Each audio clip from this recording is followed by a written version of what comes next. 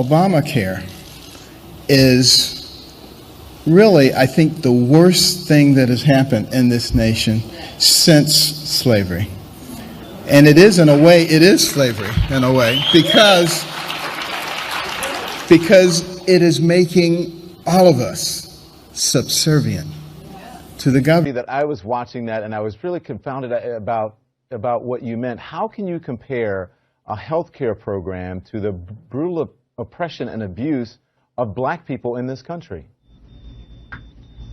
Okay, I can tell you very easily. First of all, if you listen carefully to what I said it's the worst thing since slavery.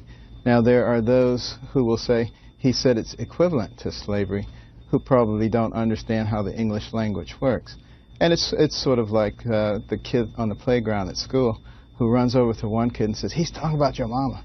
And then he goes to the other, he's talking about your mama, so that they can get in a fight, rather than actually concentrating on the issue. The issue here is that we have turned over to the government the most important thing we have, which is our health and our health care. And for those who are well-read, they will know that many people who have not had the interest of the United States at heart have advocated making the population dependent, okay, in order to achieve the, quote, utopian society. All right, let me jump in there, because you said who have not had, you said who have and the not best had, way to do, you said, I understand where you're going. You said, and the best way to do that is to control people through health care. But you're saying that these have been influenced by people who didn't have America's best interest at heart. Are you saying the president and this administration don't have Americans' best interest at heart because they're trying to get people health coverage? No, I'm talking about the neo-Marxist. This literature is easy to find. I know, but you're comparing it to the Obama administration and to Obamacare. What I am saying is factual, historical information. Now, you can make whatever allusions you'd like to make to that in order to try to inflame the situation.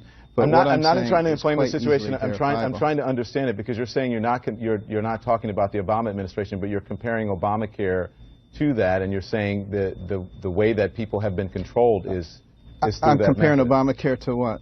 What am I comparing Obamacare? Well, you compared it to slavery. You said in a way it is slavery because you use it to control people. Did I just tell you that it's not the worst thing that it's not comparable to slavery? But slavery is a horrible, horrible thing. I can tell you a lot of things about it, but the reason that this is the next worst thing is because it is taking the most important thing that you have and subjecting it to control by the government.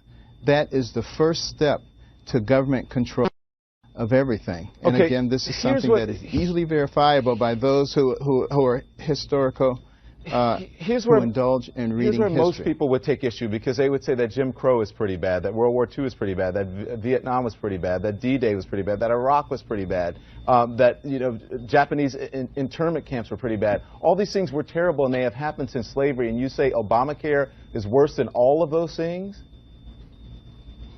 I do say that, yes. All of those things are bad, but those do not fundamentally change the United States. Okay. This is the beginning of a fundamental change of moving away from a government that is for of and by the people to a government that is for of and by the government. It flies in the face of what America is all about. Okay, I want to move on now to the VA scandal, and I want to read what you said about the scandal at the VA just last month. And you said, I think that what's happening with the veterans is a gift from God to show us what happens when you take layers and layers of bureaucracy and place them between the patients and the healthcare providers. A gift from God? I mean, granted, no one thinks that the VA functions properly, but veterans who serve this country may have died waiting for care. Do you regret at all saying that? Well, let me tell you exactly what that means, because most people know exactly what I'm talking about. It demonstrates to us very easily, without a lot of subterfuge, what happens when you place layers and layers of bureaucrats between patients and between the healthcare providers. It makes it crystal clear what's going to happen.